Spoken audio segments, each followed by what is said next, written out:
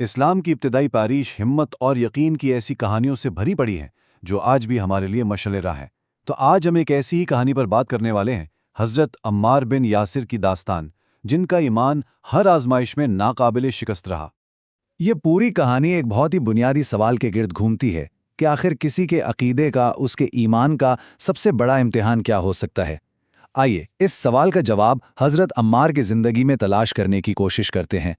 اچھا، تو سب سے پہلے یہ سمجھنا ضروری ہے کہ اس وقت حالات کیا تھے، یعنی اسلام سے پہلے کا مکہ کیسا تھا؟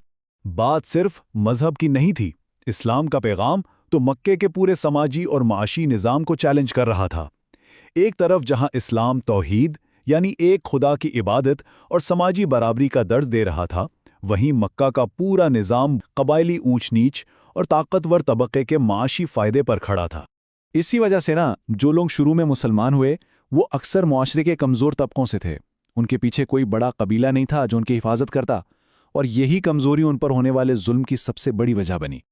اور یہیں پر ہماری کہانی کے مرکزی کردار آتے ہیں، حضرت عمار اور ان کے والدین حضرت یاسر اور حضرت سمیہ۔ ذرا ان کے پس منظر پر غور کریں۔ والد حضرت یاسر یمن سے ہجرت کر کے مکہ آئے تھے۔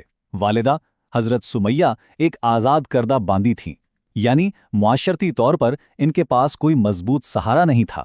ایسے حالات میں اسلام قبول کرنا یہ کوئی معمولی ہمت کی بات نہیں تھی۔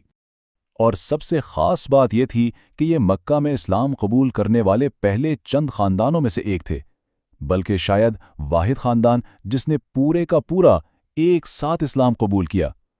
ان کے اسی اجتماعی فیصلے نے انہیں ظالموں کی نظر میں سب سے بڑا ہدف بنا دیا۔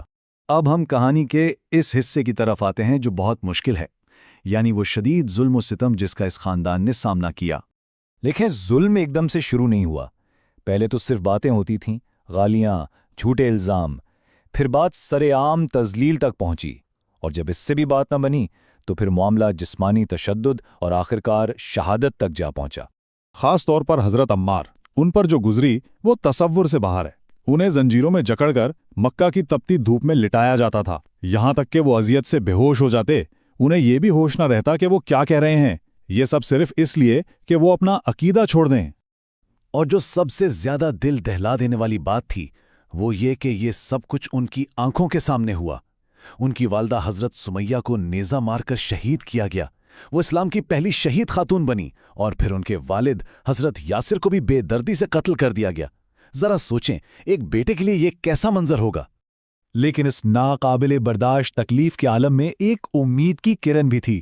جب بھی نبی اکرم صلی اللہ علیہ وسلم ان کے پاس سے گزرتے تو انہیں تسلی دیتے اور فرماتے، اے یاسر کے گھر والو، صبر کرو، بے شک تمہارا ٹھکانہ جنت ہے۔ یہ الفاظ ان کے لیے روحانی طاقت کا ذریعہ تھے۔ تو اتنی اذیت کے بعد کیا ہوا؟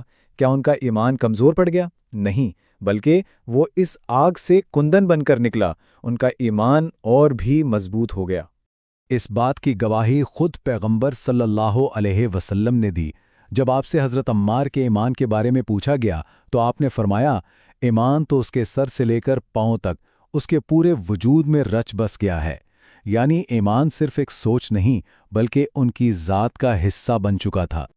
اور صرف یہی نہیں، حضرت علی رضی اللہ نے بھی اس بارے میں ایک بہت گہری بات کہی۔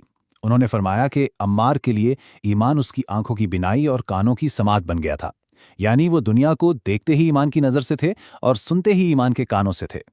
تو اس پوری کہانی سے، اس عظیم قربانی سے ہم آج کیا سیکھ سکتے ہیں؟ اس میں حقیقی طاقت کے کیا اسباق پوشیدہ ہیں؟ دیکھیں، ایک بات سمجھنا بہت ضروری ہے۔ اس کہانی کا مطلب یہ بالکل نہیں ہے کہ انسان کو ڈر یا غم محسوس نہیں ہوتا۔ یہ جذبات فطری ہیں۔ اصل سبق یہ ہے کہ جب یہ مشکل جذبات آئیں تو ان کا سامنا کرتے ہوئے خود کو مضبوط کیسے رکھا جائے۔ وہ کون سا سہارا ہے جو انسان کو ٹوٹنے نہیں دیتا؟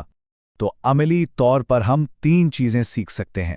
پہلا قدم، اپنے ایمان کو اور مضبوط کریں۔ اپنی پوری توجہ اس چیز پر مرکوز رکھیں جس پر آپ واقعی یقین رکھتے ہیں۔ دوسرا، جو کچھ آپ کے بس میں ہے اسے پوری محنت سے کریں، ثابت قدم رہیں۔ اور تیسرا قدم، جو چیزیں آپ کے اختیار سے باہر ہیں انہیں اللہ پر چھوڑ دیں۔ اور آخر میں، یہ کہانی ہم سب کے لیے ایک سوال چھوڑ جاتی ہے کہ جب زندگی میں آزمائش آتی ہے، جب حالات مشکل ہوتے ہیں، तो वो कौन सी चीज है जो हमें मजबूती से खड़ा रखती है? हमारा असल सहारा क्या है?